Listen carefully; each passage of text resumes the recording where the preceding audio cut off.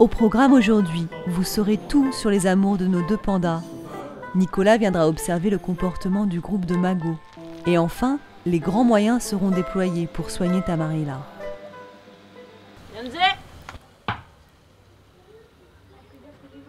Non, Astrid ne veut pas que Yuanzi s'entraîne pour la Coupe du Monde, mais plutôt qu'il tombe amoureux de Juan Juan. Le ballon est enduit d'un filtre d'amour, en fait d'un peu d'urine de Juan Juan, pour essayer de stimuler l'intérêt de Yuanzi. Et ça n'a pas l'air de le laisser indifférent.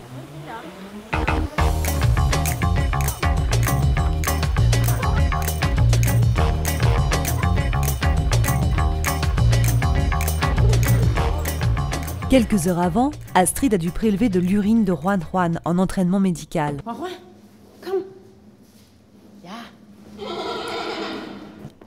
Depuis quelques jours, celle-ci est très agitée et vocalise beaucoup, signe que ses chaleurs ont commencé.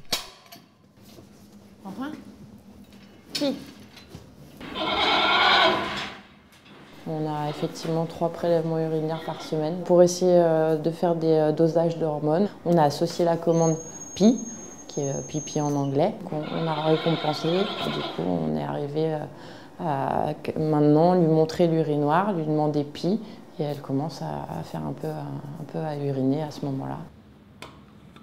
L'urine est alors donnée au vétérinaire pour un dosage hormonal.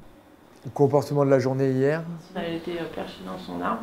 Réunion au sommet pour le débriefing quotidien. Si Baptiste prend autant de précautions, c'est parce que Juan Juan ne sera féconde que sur une période de 3 jours durant ces chaleurs, qui, elles, n'arrivent qu'une fois par an. Ouais, ce matin, sortie croisée, et chacun dans l'enclos de l'autre. Aujourd'hui, les deux pandas ont la permission de se voir, se sentir et même se toucher.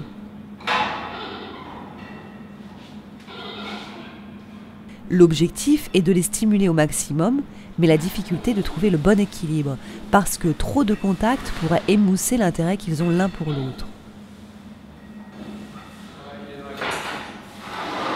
Voici arrivé le grand jour.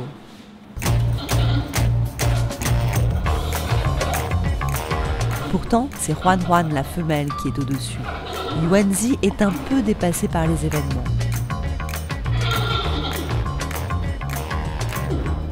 Rapidement, il entre dans la danse et le spectacle est complet. Enfin presque, ils jouent tellement qu'ils en oublient l'essentiel.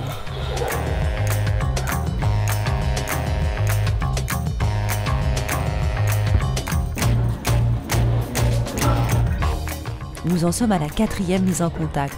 Et toujours la même partie de kung-fu, mais rien qui pourrait donner naissance à un bébé. Il faudra attendre l'année prochaine. Cette année, les pandas ne sont probablement pas encore tout à fait matures pour ce genre de jeu.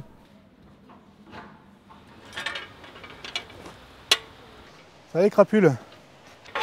Aujourd'hui, Nicolas, récemment arrivé à Beauval, veut observer de plus près le comportement des magos en présence des soigneurs, mais aussi le comportement des soigneurs avec les magos. Par expérience, si tu veux, dans l'autre parc où j'ai travaillé, rentrer avec les magos, ça n'a jamais été un problème, jusqu'au jour où le soigneur qui les connaissait super bien est parti pour X raisons, donc il y a eu un remplaçant qui a fait des erreurs de comportement. Les magos ont pris le dessus et c'était plus possible du tout de rentrer dans l'enclos. Tu pouvais même plus faire un mètre dans l'enclos, tu te faisais sauter par tout le monde. Donc les magos, ils calculent très vite, ils sont des bêtes, ils savent comment s'y prendre et après s'ils ont le dessus, c'est très difficile de revenir en arrière. Le groupe est composé d'une 40aine d'individus. Le grand chef, Macaco, règne, mais il vieillit et la hiérarchie risque de changer. Hop, où tu vas, Pépère? Ah, il a trouvé les noisettes, c'est pour ça. C'est Macaco, ça. L'agressivité envers le soigneur est souvent due à une tension dans le groupe. C'est souvent dû aussi parfois aux baisses d'efficacité du mâle dominant. Parce que lui, il est là pour gérer les problèmes de tension. Et s'il n'arrive plus à le faire, bah voilà, ça part en live très rapidement. C'est vraiment un bon groupe. Il n'y a pas de grosses tensions ressenties. Voilà, pour l'instant, ils observent, ils nous regardent et ils attendent de savoir quand est-ce qu'on va leur donner leurs noisettes. Justement, les voilà. Le groupe s'est bien comporté. Il a droit à une petite récompense. C'est les noisettes.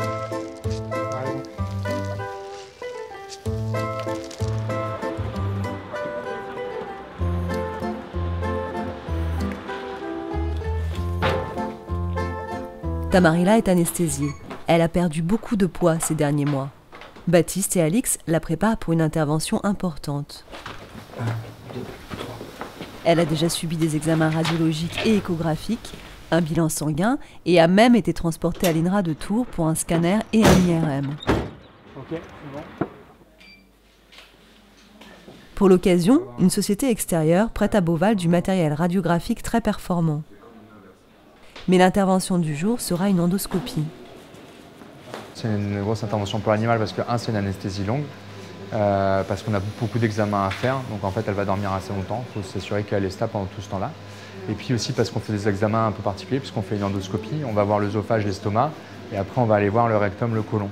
Donc il faut aussi que l'animal soit bien positionné, donc il faut les contraintes de l'anesthésie et les contraintes pour l'examen en lui-même, que l'animal soit positionné correctement pour qu'on ait les meilleures images possibles. Toute une équipe s'est déplacée. Suzy Valentin, qui est interniste à Paris, spécialisée dans les fibroscopies, ainsi que des employés d'une société qui prête le fibroscope.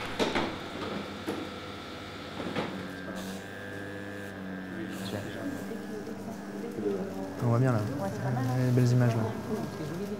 Par contre, il y a des petites choses comme ça qui peuvent soit être dues au passage de l'endoscope et ça fait une petite érosion, mais normalement la muqueuse gastrique c'est pas quelque chose de super fragile. Donc le fait que ton endoscope fasse des érosions comme ça, je pense que c'est un signe qu'il y a une inflammation. Une inflammation et qu'il la fragilise. Okay. Les biopsies, c'est-à-dire les prélèvements des muqueuses, confirmeront ces inflammations, surtout au niveau intestinal. Aujourd'hui, Tamarila va mieux, grâce à des médicaments et à un régime alimentaire adapté. Au prochain épisode, Mathieu nous présentera les langours d'Hanuman lors d'un nourrissage. 2 femelles girafes arriveront à Beauval. Et enfin, Rangway, notre jeune éléphant, sort pour la première fois en groupe.